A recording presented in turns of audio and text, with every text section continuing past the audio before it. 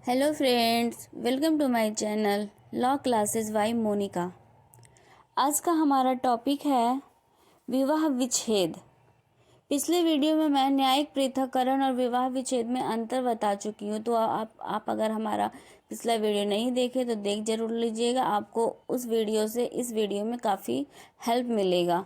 तो विवाह विच्छेद क्या है, उसके आधार क्या है, तलाक के जिसको तलाक भी कहते हैं, उसके आधार क्या है जिसके कारण पति या पत्नी दोनों को यह अधिकार है। पति या पत्नी एक दूसरे से इस आधार पर अलग हो सकते हैं। तो इस वीडियो में मैंने कुछ पति या पत्नी दोनों के अलग होने के क्या क्या आधार हैं उसके बारे में मैं बता चुकी हूँ। तो चलिए चलते हैं आज के हमारे टॉपिक पे। विवाह विच्छेद है क्या। हिंदू विवाह अधिनियम 1955 के पारित होने के बाद हिंदू धर्म से शासित होने वाले हिंदुओं के मध्य इस अधिनियम के पारित होने के पूर्व या पश्चात संपन्न हुए विवाह को धारा 13 में दिए गए प्रावधानों एवं आधारों के अनुसार विवाह विच्छेद की डिक्री समदंपत्ति में से किसी एक के द्वारा जिला न्यायालय में पेश याचिका के आधार पर पारित की जा सकती है। धारा 10 जो है वो न्यायिक पृथक्करण एवं विवाह विच्छेद के लिए एक ही आधार है, जिनके अनुसार न्यायालय न्यायिक पृथक्करण की डिग्री पारित करे या विवाह विच्छेद की डिग्री पारित करे। ऐसे मामले के आधार पर और परिस्थितियों के अनुसार किया जा सकता है। विवाह विच्छेद, जिसे तलाक भी कहते हैं, वैवाहिक जीवन अथवा वैवाहिक बंधन के अंत को कहा जाता है। विवाह विच्छेद किसे कहते हैं? जिस विवाह का अंत हो जा रहा है उसे विवाह विच्छेद कहते हैं। और ये जो नियम है वो हिंदू विधि से जो भी शासित हैं वो लोग मानने वाले होते हैं। तलाक के आधार जो पति या पत्नी दोनों के हैं, जिस कारण पति या पत्नी अलग हो सकते हैं, उसके आधार है धारा 13 के अनुसार। पहला आधार है जारता।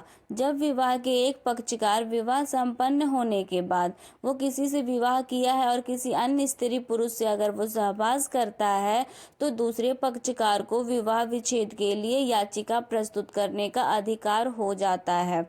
दूसरा है अभित्यजन। जब विवाह का एक पक्षकार दूसरे पक्षकार को बिना किसी युक्त कारण के और उसकी सहमति के बिना, उसकी इच्छा के बिना छोड़ देता है तो इसे अभित्यजन कहते हैं। इसमें क्या होता है, विवाह का जो पक्षकार है बिना किसी कारण से पति या पत्नी, जो भी अगर पति है वो पत्नी को बिना किसी कारण के छोड़ दे रहा है, उसकी इच्छा के विरुद्ध छोड़ रहा है, तो इसे अभित्यजन कहते हैं। और इस आधार पर दूसरे पक्षकार जिसे छोड़ा गया है, दूसरा पक्षकार याचिका प्रस्तुत कर सकता है। तो इस आधार पर भी विवाह विच्छेद हो जाता है।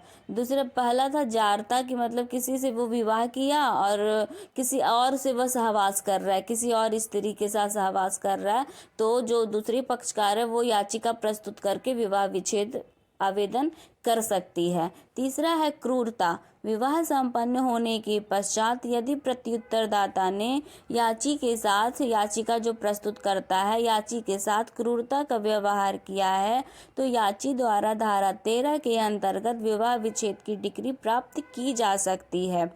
इसमें जैसे दहेज की मांग क्रूरता के साथ हो रहा है, पत्नी का साथ मारपीट हो रहा है, चरित्र का लांछन लगाया जा रहा है, तो ये सब अगर हो रहा है तो दूसरे पक्षकार को यह अधिकार है कि वह विवाह विच्छेद की डिग्री पारित कर सकती है, आदेश ले सकती है। चौथा है धर्म परिवर्तन।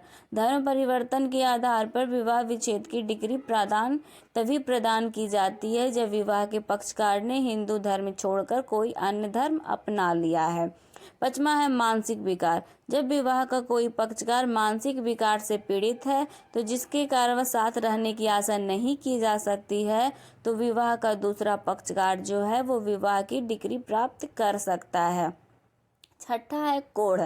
कोढ़ के आधार पर भी विवाह विच्छेद की डिग्री प्रदान की जा सकती है, पर उसे इन बातों को साबित करना पड़ता है कि दूसरा पक्षकार कोढ़ से पीड़ित है। कोढ़ जो है वो उग्र रूप में है और इसका इलाज नहीं किया जा सकता है, तो दूसरे पक्षकार जो है वो विवाह विच्छेद तलाक ले सकता है।